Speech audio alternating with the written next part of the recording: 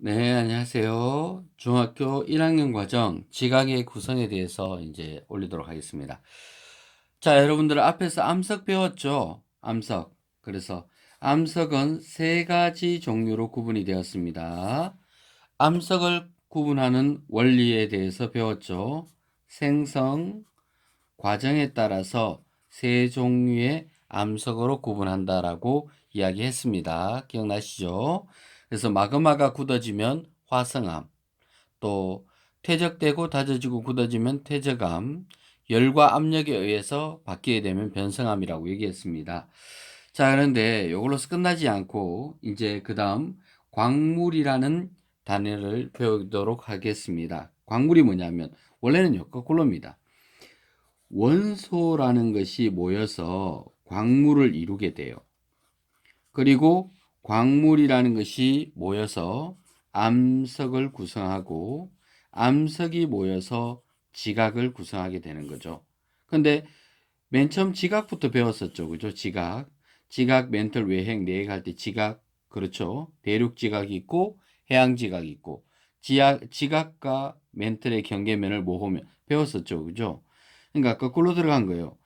지각을 구성하는 기본 물질이 뭐다? 암석. 암석이 모여서 지각을 이루는 거죠. 그래서 암석에 대해서 배웠고 이번 시간에는 광물이 모여서 암석을 이루게 됩니다. 그러니까 광물이라는 것은 암석보다 더 작은 기본 단위라는 거죠. 여러분들이 돌이라든가 이런 것들을 관찰하게 되면 돌에 작은 성분들이 이렇게 붙어 가지고 된 거죠. 그러면 반짝반짝하는 부분도 있고 까만색 부분도 있고 그죠? 또 하얀 부분도 있고 또 황토색도 있고 여러 가지 색깔이 있습니다. 그러면 그러한 거 한 개 한 개가 뭐다? 바로 광물입니다. 그럼 이 광물은 또 뭐가 모아져서 되겠어요? 바로 원소가 모아져서 광물을 이루게 된다라는 것을 알 수가 있습니다. 그래서 원소 파트는 따로 공부하지 않습니다. 책에 없어요. 빠졌습니다. 그럼 원소가 모여서 광물이 되는데 원소는 빠졌고요. 그러면 이번 시간에 바로 이 광물에 대해서 공부하겠습니다. 자, 다시 정리하면 광물이 모아져서 뭐가 된다고요? 암석. 암석이 모아져서 지각을 구성하게 되는 것입니다. 자, 그러면 이제 이번 시간에 바로 이 광물에 대해서 배우겠습니다. 자, 그러면 어, 암석이나 지각을 이 구성하게 되는 광물, 기본 단위죠. 광물 중에서 가장 많이 차지하는 것이 장석입니다. 장석이 뭔지는 모르겠지만 51%나 있다는 거죠. 2등이 석영입니다. 최소한 1등, 2등 외워야 돼요. 2등이 석영인데 석영은 12% 정도 차지합니다. 자, 장석 1등, 석영 2등입니다. 석영은 많이 들어본 적 있죠? 모래알갱이가 석영으로 되어 있습니다. 반도체 만드는 데 이용되죠. 그러니까 모래알갱이가 반짝반짝 빛나잖아요. 해안가에 가게 되면 또 해수욕장에 가게 되면 수많은 모래알갱이들이 반짝반짝 빛나는데 그 반짝반짝 빛나는 부분이 바로 석영입니다. 그러니까 모래알갱이가 석영으로 구성이 되어 있다라고 보시면 되겠습니다.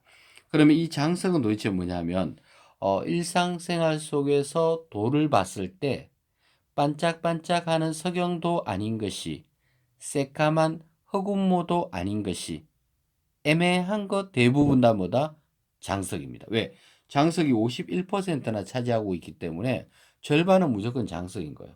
그러니까 애매한 성분들은 우리가 그냥 장석이겠거니라고 생각하게 되면 대충 맞아떨어지게 됩니다. 그래서 장석과 석영이 돌 성분 중에서는 굉장히 밝은 색깔이에요. 밝은 색. 근데 밝은 색에서 반짝반짝하지 않는다 그러면 다 장석이에요. 이해가 가시죠? 그렇죠. 내가 어떤 돌을 하나 집어들었을 때 그 돌에서 반짝반짝하는 석영 빼면 밝긴 밝은데 반짝반짝은 아니야. 그럼 무조건 뭐라고요? 장석. 그러면 얼추 맞습니다. 알겠죠? 그렇게 이해를 하시면 되겠습니다. 자, 1등, 2등 꼭 암기하셔야 된다라고 얘기했습니다. 자, 그러면 광물의 특징들에 대해서 배우도록 하겠습니다. 광물의 특성이라는 것은 그 광물만이 갖고 있는 고유한 성질을 특성이라 그럽니다. 설마 지금 페이지 30페이지 하고 있는 거 모르시는 분 없으시겠죠? 지금 책 펼쳐놓고 하시면 돼요. 그죠? 선생님도 지금 책 펼쳐놓고 설명하고 있으니까 똑같이 그렇게 하시면 되겠습니다. 성훈아 무슨 말인지 알겠죠? 그죠? 페이지 30쪽. 아시겠죠? 자, 예솔이도 잘 따라와 주시기 바랍니다. 자, 그래서 페이지 30쪽에 보게 되면, 자, 광물은 색과 그리고 좋은 색이라는 특징이 있습니다. 색하고 좋은 색은 조금씩 달라요. 그리고 굳기라는 특징이 있죠. 굳기. 그리고 염산과의 반응이라는 특징이 있고, 그리고 자성이라는 특징이 있습니다. 원래는 이거 말고도 더 많이 있습니다. 원래는 색, 좋은 색, 굳기, 결정형 깨짐, 쪼개짐, 염산과의 반응, 자성 뭐 이런 것들이 많이 있는데요. 많이 빠졌어요, 지금. 일단 책에 있는 내용들 중심으로만 저희가 정리하고 공부를 하도록 하겠습니다. 자, 색깔이라는 것은 말 그대로 광물을 봤을 때 보이는 색깔이에요. 그냥 보이는 색깔. 근데 좋은 색은 뭐가 다르냐면 그냥 색깔이 아니고 가루로 빻았을 때 나오는 색깔입니다. 그냥 봤을 때는 하얀색인 줄 알았는데 가루를 내니까 까맣게 되는 경우도 있고 색깔이 달라지는 경우도 있어요. 똑같은 경우도 있지만 달라지는 경우도 있습니다. 그거를 외우는 수밖에 없어요. 이 책에 보면 장석과 석영 나오죠. 장석이 제일 많으니까. 그 위에 밝은 색깔 광물이라고 적혀 있죠. 봐요, 쌤 말이 맞지. 밝은 색에서 반짝반짝하는 건 무조건 석영, 나머지는 장석 이렇게 구분합니다. 장석은 색깔이 흰색과 분홍색이 있다고 적혀 있습니다. 장석이 색깔이 흰색 또는 분홍색, 또 분홍색이라고 한다고 너무 여러분들이 생각하는 그 아름다운 분홍색 있잖아요. 그죠? 그 정도 수준까지는 아닙니다. 알겠죠? 흑빛 비슷하게 나오는 분홍색을 의미하는 거예요. 그래서 흰색 그리고 분홍색이 있고 석영은 무조건 무슨 색깔이에요? 흰색입니다. 그죠? 그리고 어두운 색깔 광물들이 있죠. 허군모, 각섬석, 휘석, 감남석. 이 어두운 광물들은 광물 속에 철이라든가 그죠? 마그네슘과 같은 이런 원소들이 많이 포함이 되어 있으면 어두운 색깔을 띠게 되는데 이 원소에 대한 거는 지금 배우지는 않습니다. 그렇죠? 예전 책에는 이 어떤 원소가 포함이 돼서 어두운 색깔 강물이 되느냐 이런 걸 많이 배웠거든요. 산소와 규소가 들어가면 밝은 색깔이 되고 철과 마그네슘이 많이 들어가면 어두운 색깔이 되고 이걸 배웠는데 지금은 그 내용 부분은 싹 사라지고 없습니다. 예, 그냥 한번 들어보는 정도 수준에서 이해를 하시면 좋을 것 같습니다. 자, 그래서 어쨌든 어두운 색깔 네 가지 외워야 돼요. 허군모, 각섬석, 희석, 감남석. 밝은 색깔에는 장석, 석영 이렇게 외우셔야 됩니다. 그죠? 장석, 석영은 밝은 색깔, 허군모, 각섬석, 희석, 감남석은 어두운 색깔. 그 중에서도 이 허군모가 대표적으로 이해를 하고 있으시면 좋겠습니다. 왜냐하면 위에 내용을 보게 되면 장석 1등, 석영 2등, 휘석이 11% 3등, 각섬석 5% 4등, 흑운모가 5등이죠. 그래서 어두운 색깔 그 뒤쪽에 많죠. 휘석, 각섬석, 흑운모. 얘들 전부 다 어두운 색깔이에요. 근데 이 흑운모가 특징이 생활 속에서 많이 이용되고 있기 때문에 자주 등장을 합니다. 아시겠죠? 자, 일단 색깔 다 외우셨죠? 밝은색, 어두운 색. 자, 그리고 좋은 색을 배웁니다. 좋은 색은 가루의 색깔이라 그랬죠. 가루. 가루를 내야 돼요. 그러면 가루를 내야 되는데 어떻게 가루를 내냐면 좋은 판이라고 있어요. 어떤 판이 있는데 좋은 판에다가 돌을 긁어보면 이렇게 상처가 나겠죠. 가루가. 그럼 이 상처의 색깔을 보기도 합니다. 좋은 판에 긁어보아서 내기도 합니다. 그러면 좋은 판에 긁어내기가 어려우면 어떻게 해요? 망치로 빻아요. 절구나 망치 같은 걸로 돌을 빻아요. 빻은 다음에는 하얀색 종이 위에다가 가루를 올려보면 그 가루의 색깔을 정확하게 알 수가 있습니다. 자, 그리고 그 좋은색 책에 나오는 거 암기하셔야 됩니다. 이 파트 그냥 암기예요. 그냥 보는 대로 다 외우시면 되겠습니다. 자, 거기 보게 되면 그냥 겉으로 볼 때는 다 노란색이에요. 금도 노란색, 황동석도 노란색, 황철석도 노란색. 그냥 색깔은 다 노란색인데 거기서 좋은 색이 다르죠. 좋은 색이. 자, 금하고 황동석, 그리고 황철석이 나와 있습니다. 색깔은 똑같은데 좋은 색이 달라요. 금은 가루를 내도 금가루예요. 그럼 노란 색깔입니다. 근데 황동석은 동이죠. 구리 동자거든요. 노란색 구리 종류라고 생각하시면 됩니다. 가루를 내면 녹흑색이 됩니다. 녹흑색. 그리고 황철석, 철이 들어가게 되면 주로 검은색, 흑색을 많이 떼요. 흑색을 띱니다. 검은색.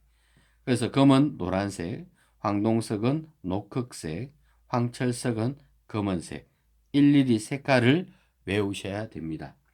그리고 그 옆에 보게 되면 끝으로 봤을 때 까만색인 거 나오죠. 허군모, 자철석, 적철석. 그렇죠. 허군모라든가 또는 자철석.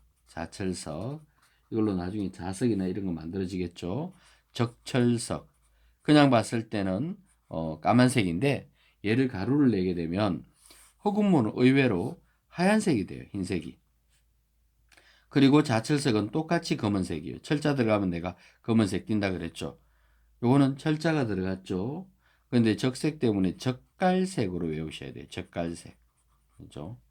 자, 흑운모는 의외로 흰색을 띠고 자철석은 철자가 들어가니까 황철석도 검은색, 자철석도 검은색으로 암기를 하셔야 됩니다. 그리고 적철석은 적자가 들어갔으니까 적갈색으로 암기하시는 것이 도움이 되겠습니다. 자, 그다음 국기 나오죠. 국기. 국기라는 것은 무르고 단단한 정도예요. 두 개의 암석을 광물을 서로 문질렀을 때 누가 긁히느냐 이거예요. 긁히는 쪽이 무른 거예요. 단단한 쪽이 안 긁혀요. 그렇겠죠, 그죠? 그래서 이 국기를 비교하는데, 자, 원래는 이제 이 국기가 번호가 정해져 있어요. 이게 모스 국기계라고 해서 모스라는 과학자가 10가지의 대표적인 광물들을 가져다가 서로 긁어보았어요. 그랬을 때 국기가 1번인 거, 제일 약한 거죠.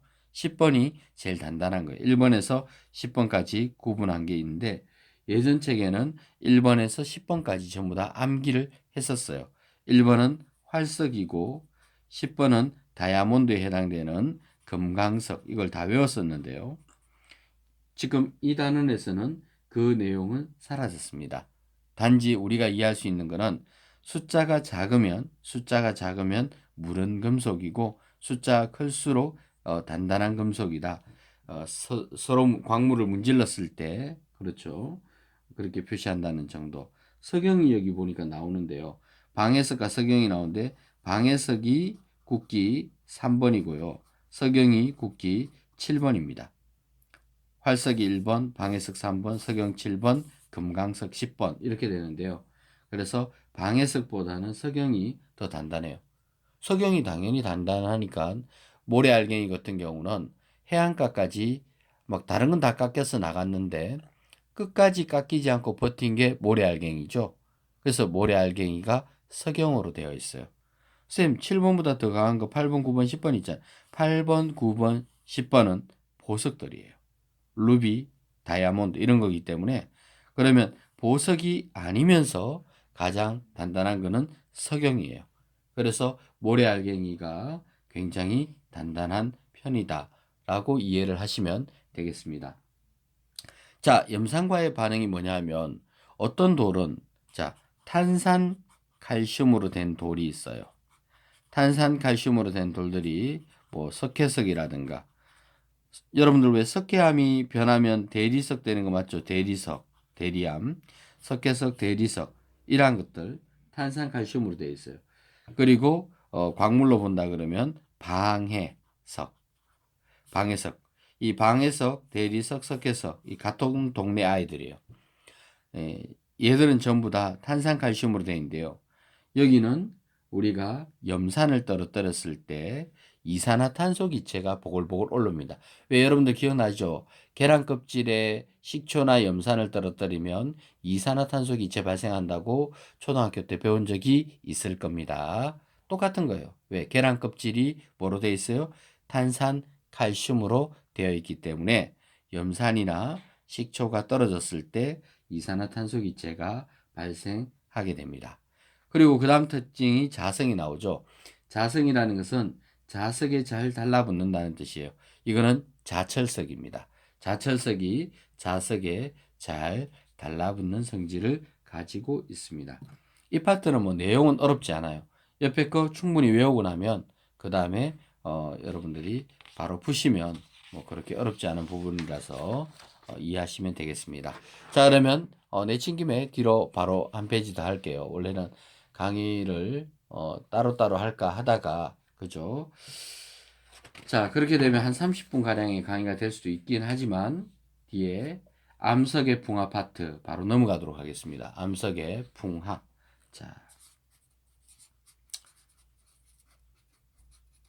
자, 이렇게 되면 거의 두 강의가 한꺼번에 올라가게 되겠죠. 자, 암석의 풍화작용. 풍화라는 것은 뭐 바람에 의해서 물에 의해서 깨어지는 것을 풍화작용이라고 합니다. 거기 풍화의 뜻이 나와 있죠. 오랜 세월 동안에 짧게 부자지는, 그죠? 부서지는 그걸 풍화작용이에요. 그러면 그 원인 물질이 뭐냐면 바람은 공기가 흐르는 거죠. 그래서 거기 보면 물과 공기, 그리고 생물. 생물이라는 것은 주로 식물의 뿌리라든가 뭐 또 다른 생물도 있을 수, 우리가 가다가 밟아도 마찬가지예요.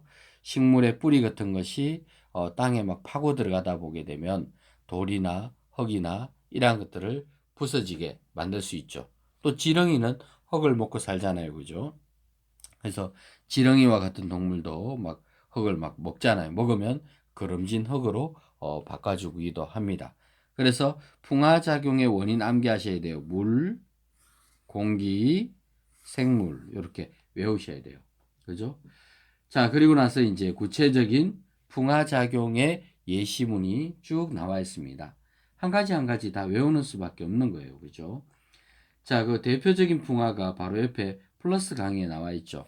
그러니까 만약에 어떤 큰 돌이 있었는데 돌 사이에 텀이 생긴 거예요. 그럼 이 텀 사이로 물이 흘러 들어갑니다. 그럼 물이 흘러 들어갔다가 물이 들어갈 때는 촉촉하게 가득 차 있는데 물이 얼어버리면, 자, 물은 얼면 어때요? 부피가 커지죠. 그럼 부피가 커지면서 이걸 밀 거 아니에요. 그죠? 이렇게. 자, 여러분들 채석장에 가본 적은 당연히 없겠죠.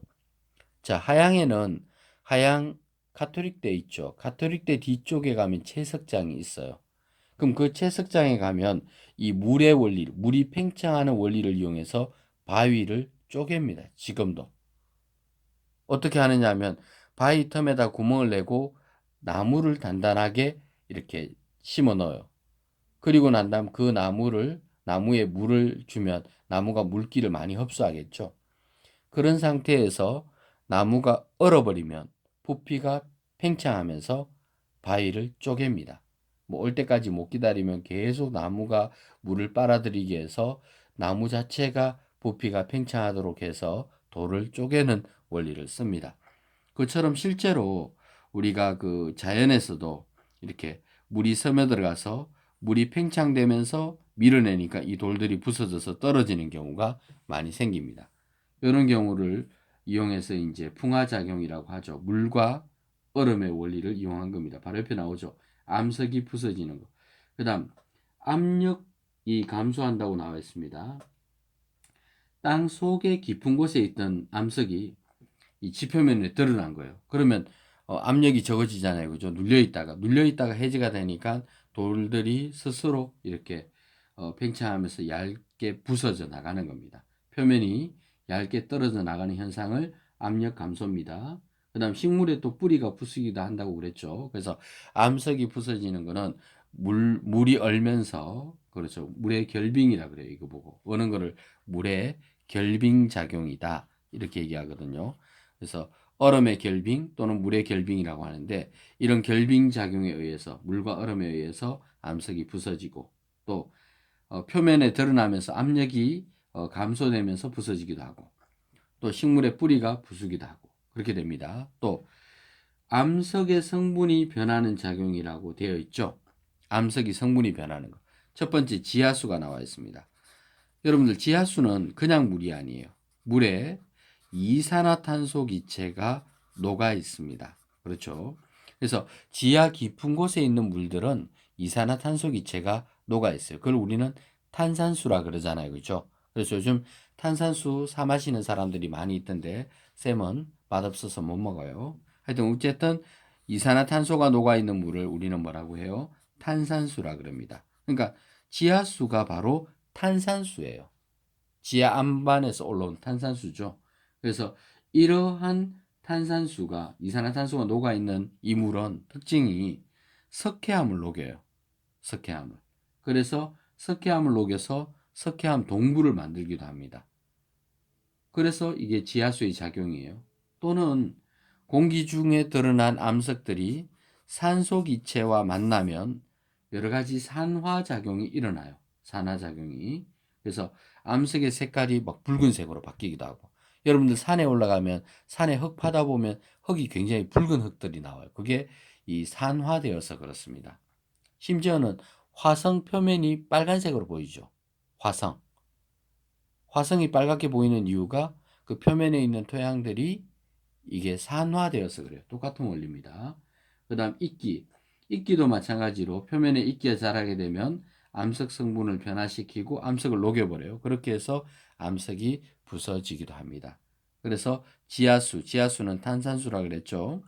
또는 산소의 작용, 그 다음 이끼의 작용에 의해서 여러 가지 암석들이 붕화되고 깨지고 동굴이 만들어지고 여러 가지 현상들이 나타날 수 있다. 그렇게 얘기했습니다. 그래서 풍화작용의 가장 큰 원인은 물, 공기, 생물 이 세 가지라는 거 꼭 명심하시기 바라겠습니다. 그리고 풍화에 영향을 주는 요인 나오죠. 암석이 표면적이 넓어지면 넓어질수록 당연하죠. 뭉쳐있는 것보다는 깨지면 한번 깨지기 시작하면 표면적이 막 넓어지잖아요. 그죠? 그럼 넓어진 표면적에 물도 많이 데이게 되고 또 공기, 바람도 많이 쪼이게 되고 그럼 쉽게 더 잘 부서지겠죠. 그죠? 또 기온과 강수량에 따라서도 풍화작용이 일어나게 돼요. 더운 지방이나 이런 데서 그죠? 쉽게 풍화되기도 하고 또 추운 지방에서는 물이 얼면서 또 아까 얘기했죠. 그죠? 이렇게 또 비가 많이 내려와도 씻기고 깨지고 하잖아요. 그죠? 그래서 그런 작용들에 의해서 풍화가 일어납니다. 그러면 풍화가 일어나다 보게 되면 처음에는 이 토양이 안반으로 돼 있을 수 있었는데 그 안반이 시간이 지날수록 어떻게 바뀌어요? 흙으로 바뀌게 되는 거예요. 토양 성분으로 바뀌게 되는 거예요. 그거에 대해서 나와 있습니다. 오랜 세월 이렇게 안반이 우리가 지금 현재 보고 있는 흙바닥으로 이렇게 바뀐 거예요. 그죠? 그 바뀌는 순서가 처음에 안반으로만 되어 있는 지층을 우리는 기반암이라고 합니다. 기반암.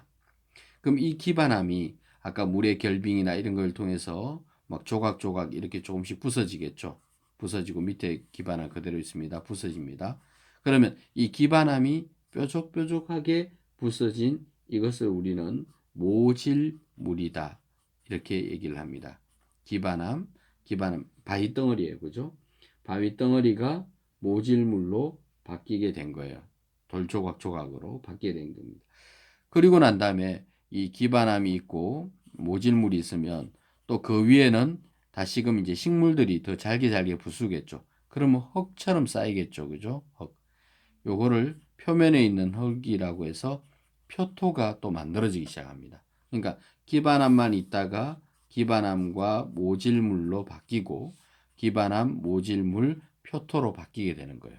이게 지금 토양이 만들어져 가는 순서를 얘기하고 있는 겁니다. 그러다가 이 표토가 시간이 지날수록 비가 막 내리고 계속해서 이렇게 비가 내리면 표토에 있던 진흙 성분들이 밑으로 스며들겠죠. 기반한 모질물이 있고 표토가 있었는데 이 표토 성분 중에서 진흙들이 밑으로 막 내려옵니다. 그러면 여기는 진흙들이 쌓여 있는 층들이 만들어지겠죠. 그죠? 그러니까 진흙이 쌓인 이 층을 뭐라고 해요? 심토라고 얘기합니다. 심토. 여기는 표토가 있고. 자, 그래서 제대로 된 토양이 만들어지는 시간은 기반암, 또 모질물이 만들어지고 표토가 먼저 만들어지고 비가 오고 나서 이렇게 진흙이 쌓이는. 그래서 우리가 땅을 파고 들어가다 보게 되면 어느 정도 들어가면 진흙이 나와요. 그게 바로 뭐다? 심토층이에요. 그럼 진흙층이 있으니까 물이 더 아래쪽으로 잘 빠지지 않고 버텨주는 거죠.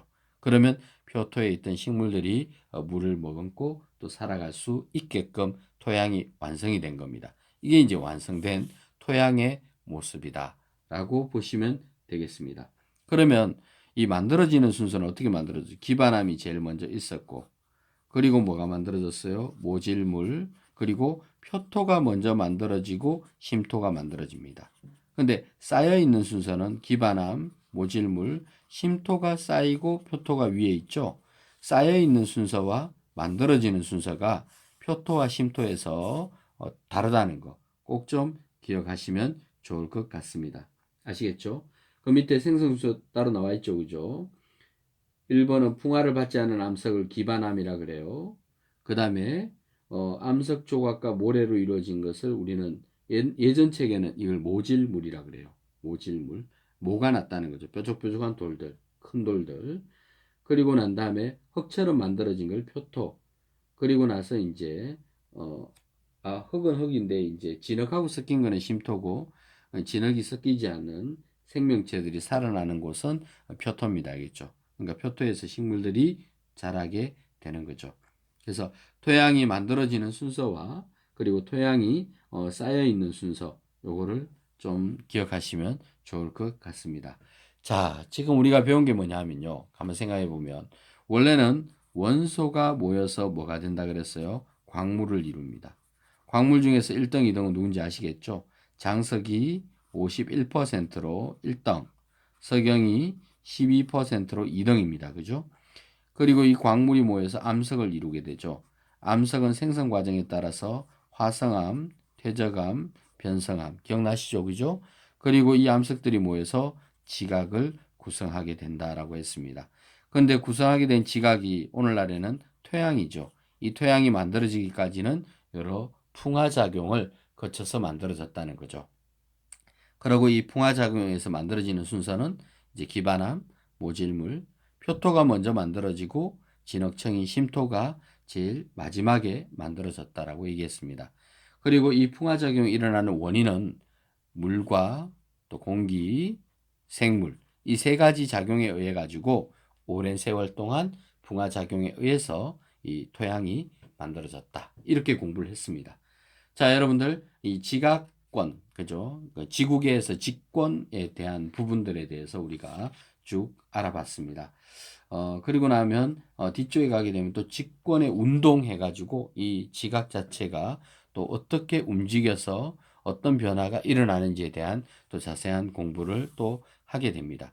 예전보다 원래는 예전에는 이 광물 파트가 굉장히 어려웠었어요. 특징들 다 외운다고.